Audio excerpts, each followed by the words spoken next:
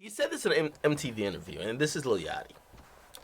He says, people say I'm destroying hip hop, and I'm like, there's so much hip hop, and it's so popular, so I don't know if I have the power to destroy it. He also says it's ridiculous. Also, I feel like there are genres within genres, like everywhere else. I mean, like in rock, you don't hear Slipknot like comparing or complaining about Paramore not being hardcore enough. But hip hop, it has to be one thing. It got to be hardcore street storytelling, the struggle, or it's not real. I don't get that. People bash Drake based off the fact that he didn't suffer. Who cares? Do you like the music or not? Now, he brought up a great point. A lot of people do think he's killing hip hop. And I think, what does that mean? How does Lil Yachty really have the power to kill hip hop? And the entire topic I really want to bring up is this. Are gatekeepers really needed for hip hop? Because people like Yachty, people like Uzi, people like you, like say Ugly God, Famous Dex, and other people, they are the definition of organic, right? Which means a company did not make these guys. Money being fueled into Hot 97 commercials and incentives for playlists on Clear Channel or MS Communications or MTV and VH1 didn't make these guys. You know how these guys were made? These guys are made by literally people finding them on SoundCloud, people talking about them on Twitter, people posting them on Instagram, people snapping to their music, and people just really just word of mouth.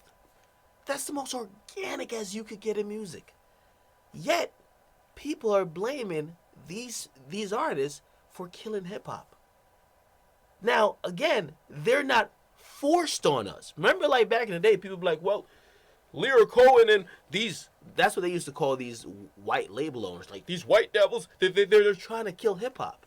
Like, they're trying to poison hip hop by almost injecting something that's going to bring down the quality or dilute it or take it out the hood or take the focus away from the struggle. But nowadays, as I just said, hip-hop is literally being birthed off the internet. It's being birthed off word of mouth. And when I mean hip-hop, I mean new hip-hop artists. So all these guys, Uzi, Yachty, the rest of them, word of mouth. The new generation, you, me, your little brother, your little sister, we are creating these guys. We're the reason why they're insanely popular. We're the reason why they got millions of plays on SoundCloud. We're the reason why they're popping on mixtape apps and all that. It's not the money by the labels. In fact, that's the reason why most of them don't sign to labels. 21 Savage don't sign. He don't want to sign. Chance the Rapper learned from a long time ago, I ain't going to sign. I'm good. Most of these guys now, they don't want to sign. I spoke to Ugly God.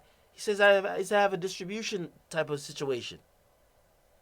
He not interested in signing. He said, nah, I don't want to sign. I'm straight. Most of these guys, they're not interested in signing. If they do sign, they want to sign to a very independent label. They don't want to do that big label where a label controls everything they do, take a lot of their money, takes the majority of money per CD. So I say all that to say, essentially, we're creating these people.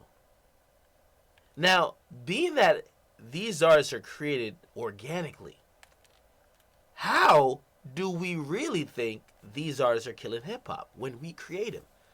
If you create something to kill hip-hop, aren't you killing hip-hop?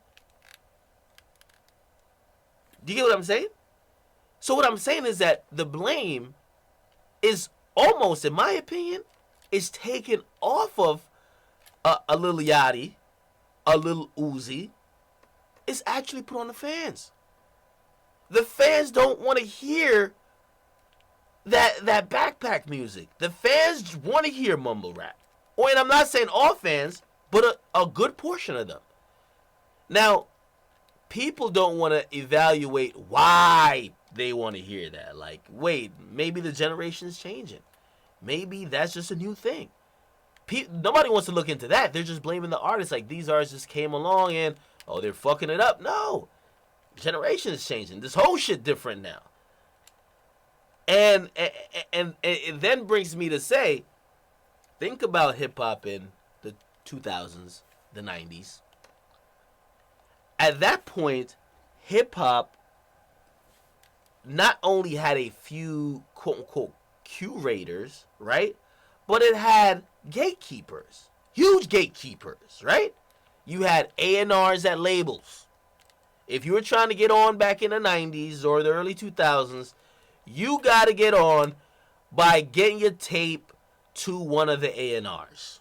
Hopefully they fuck with your demo. Hopefully you get a meeting with one of these labels. And hopefully they like your music. Now, if they like your music, they'll sign you and you'll be in their system. They choose what producers you work with, kind of what singles you put out, and kind of what you really put into the universe. And they, because they're usually executive producing your album or they have the final say, they determine not only your singles, but what makes your album. That was gatekeepers. That gatekeeper shit is done. I could not like a rapper all I want. If that nigga is hot because y'all like him on Twitter, on Instagram, on Facebook, he gonna be hot. There's no gatekeepers.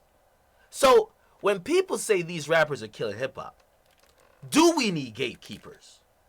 Are the people just musically irresponsible and don't know what's good for them?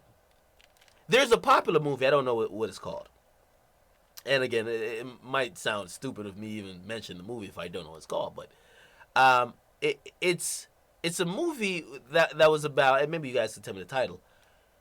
It's a movie that kind of brings to light where the people being controlled, their free will is taken away because the state or the government is basically saying, hey, these people, if we give them free will, they don't make the right choices. They make fucked up choices. We get crime. We get poverty. We get things that do not benefit them. If we... Is that the Matrix? I might be tripping. It might be the Matrix.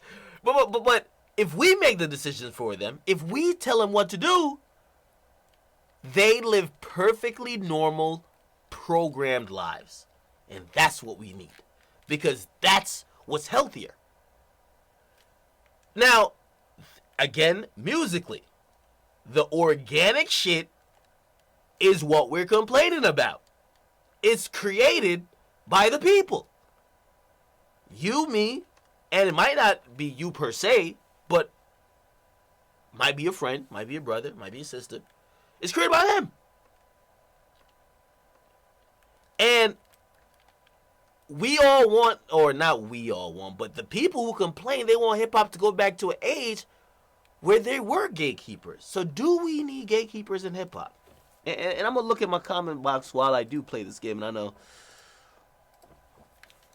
might be hard to do. But do we need gatekeepers? Like on some real shit.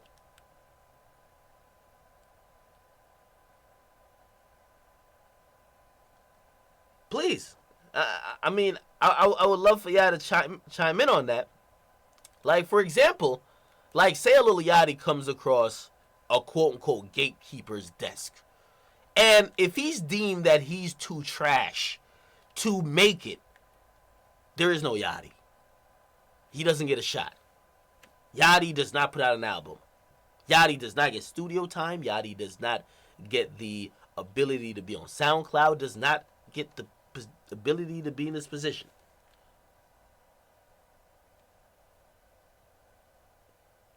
So, you guys be the judge. But I do believe what people complain about now is what hip-hop is really... It's like the most organic hip-hop has really been.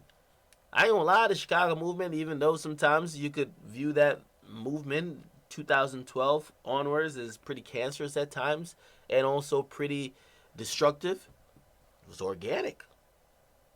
Very organic. When I mean organic, it didn't have the touch of corporate money and corporate interest.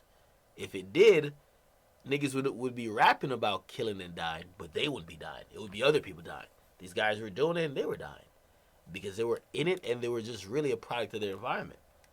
So When I hear people complain about the Lil Yachty's and Lil Uzis, and they act like some people are like, oh, it's because you're promoting. No, it's not because. In all honesty, I have an input on what I could speak about. But if I just randomly say, oh, I just found this nice, like I'm only gonna talk about 3 people that I know are extra nice, and or like take all the people who are popular now that you guys like. I'm only going to talk about like these 5 people. They're hella nice and they're the hip hop I want. You'll notice after a while, people are like, I can't listen to this like Akademiks, man. I can't. Rappers do not. Rappers do not ruin hip hop. The people who put the rappers in position, which are the people, it's the people. It's not the outlets. The media follows the people. If you don't recognize this, you are late. Maybe in 2005 when program music was a thing, but in 2017, the media follows the people. If you look recently, XXX, whatever his name is, Tension, he's getting a lot of attention because social media is talking about him. The blogs have no fucking choice but to cover him. Complex, company owned by Complex, I believe, Pigeon and Planes. They did a whole thing on him, trying to explain who he is because they're catching up to the internet. They're catching up to word of mouth. You can't control the people. The people are the people. The media does not control the people anymore. And the biggest example of that is Donald Trump winning the presidency. You cannot control the people. The people are able to look shit up themselves. They're able to... And in all honesty, the people distrust not only the media, but just the outlets that bring them the stuff. So, if you guys haven't realized that, man, you guys aren't caught up with the times. And I'll say that, okay? So, when I do hear people blame these rappers, I look at it in the sense of the only thing that could possibly make hip-hop or not kill hip-hop, according to some of these people, is gatekeepers. Y'all are basically saying we need curators and gatekeepers that could restore this type of music, and we need to devolve in terms of removing the ease of access to most of this other shit. Like, yo, it's so easy. Yachty could make a song right now in 5 minutes, and then he could put it out on SoundCloud, and it's gone. Like, you don't need Ebro. That's why, and part of that is why, like, the newer rappers are so disrespectful too. You don't need Ebro to play it. You don't need him to play it on Hot 97. You get it, you put it on SoundCloud, and once that shit gets like 2 million plays, he gotta play it. Think about it. You get 2 million plays, he gotta play it. Why do you even need him? So again, there's no more gatekeepers. It's not the artists, it's the people. So you guys could weigh in on that. I mean, you guys are weighing in the comment section right now. I'm gonna read it, but I'm interested to see what you guys say about that.